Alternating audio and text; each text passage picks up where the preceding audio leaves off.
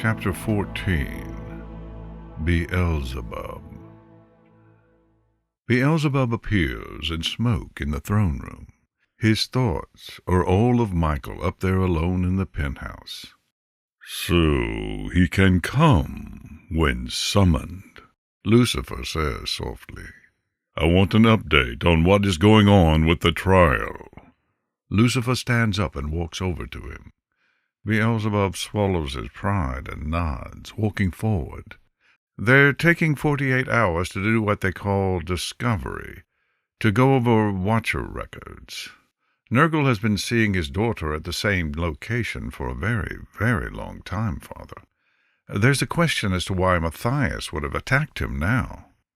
"So, how does it look thus far?" Lucifer asks. "Right now, I think we have a firm hold on some of this. We may be able to spare his life if we can't spare his freedom," Beelzebub explains. "I have the request from their lawyers. They want you to testify." He hands over a paper. "I have already approved it." Beelzebub nods. "Of course," he says softly. "Nergal is part of my legion. It would be right to question me." "They are also going to question the angel in charge of Mathias, Cassiel. Cassie. When I knew him, he was meek and small. He may be much the same." "You're saying we might be able to win this because he won't have the conviction to testify?" "I'm not saying anything, Beelzebub.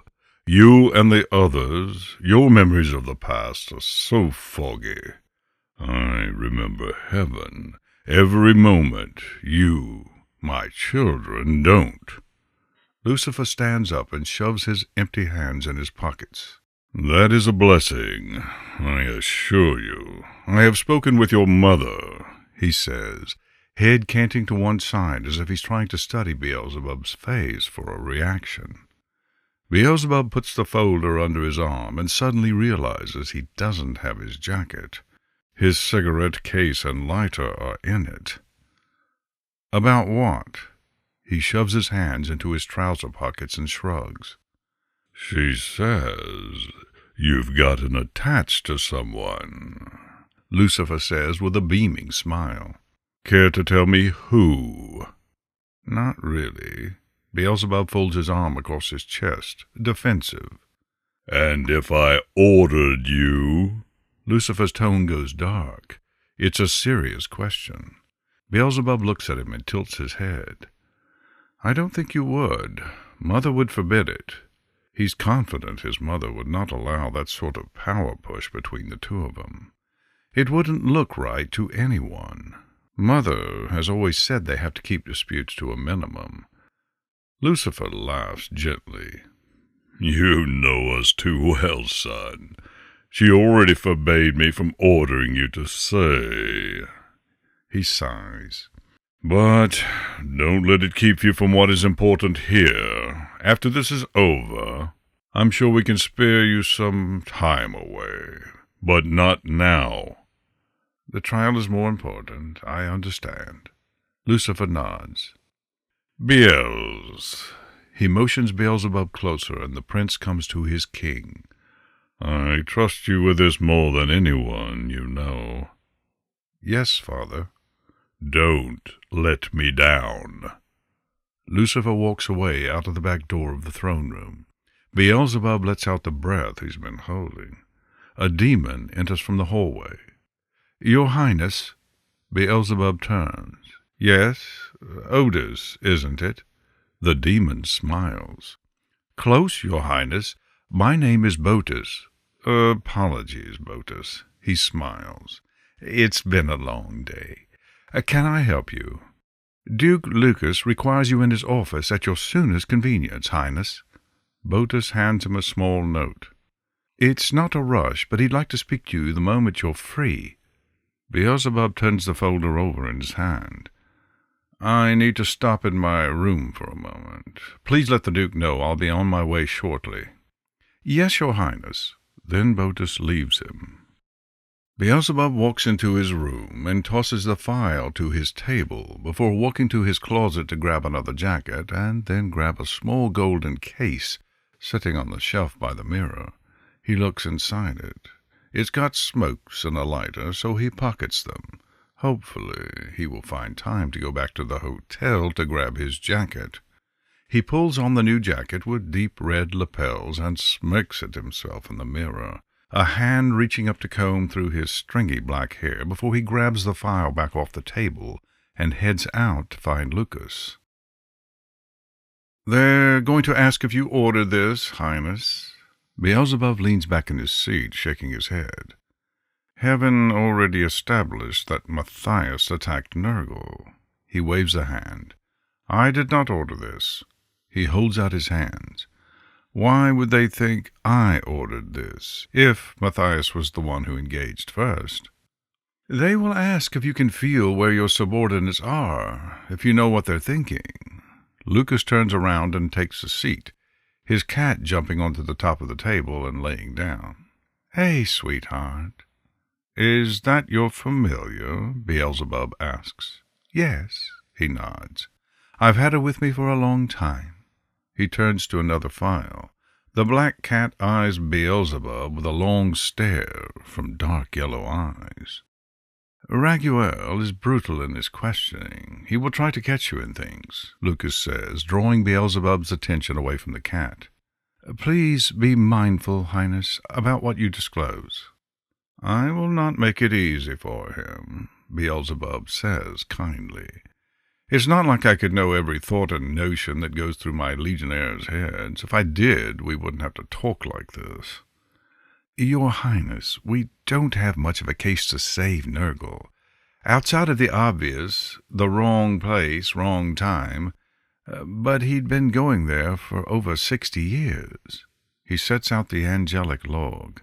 It's all in ink and signed by Mathias. That was his territory to watch as a watcher. And it's been fine until, well, recently." "So the question is," Beelzebub shrugs, "what was the relationship between Mathias and Nergal?" He flips pages. "And when did it suddenly change?" "That's a good question." Lucas nods. "That's a damned fine question." He makes a few notes. He stands up. "I think I have a few ideas of what to ask their general."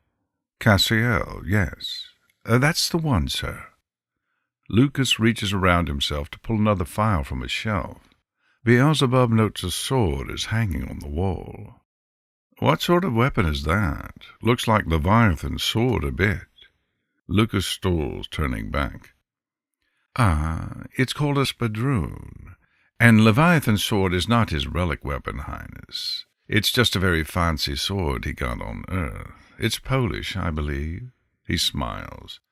"Sabla, if I'm not mistaken." "Are you ever mistaken?" Beelzebub chuckles. "No, sir. I never am when it comes to swords." Lucas opens a folder, laying out a few things. "When you and Michael negotiated these treaties, were you ever given a list of watchers for angelic territories?" "No." Beelzebub shakes his head. "We don't have demons assigned to our territories, do we?" "We do not, and we don't have demons just standing around on Earth. We're not paranoid like angels are. We don't have the staffing for that." Beelzebub sighs. "I think I have an idea of what we can do." Lucas is scribbling notes in his notebook. "Do you need any help with this from anyone else? I don't want that team of angels ganging up on you," Beelzebub says firmly. "We need to save Nergal's life." "I know, sir." Lucas looks up at him. "And we will." Beelzebub looks at the table. "Why do I have doubts?" Lucas looks up at him and stops everything he's doing. "Your Highness." "Yes." Beelzebub blinks, but looks up, beating his eyes. "We will win this. I'll see to it." "And if we don't?" "You can forfeit my life instead of Nergal's." Lucas, noble Lucas, would mean such things. The Duke stands and bows. Not happening. Beelzebub stands, pointing Lucas back to his seat. Sit back down. See if I can get an audience with Nergal. He's in my legion, and I want to speak to him. Lucas sits and scoots forward. I will put in the request now, but I don't know if heaven will allow it, Lucas says, and grabs a form from another pile.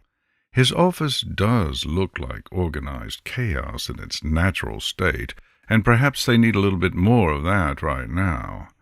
One can't be sure. They'll allow it, Beelzebub says with certainty. Lucas looks up at him, as if trying to see through him. Highness? Keep working, Lucas. Beelzebub stands up and heads for the door. Let me know when they respond to my request. Of course, Your Highness. Lucas stands and bows, and Beelzebub leaves the room.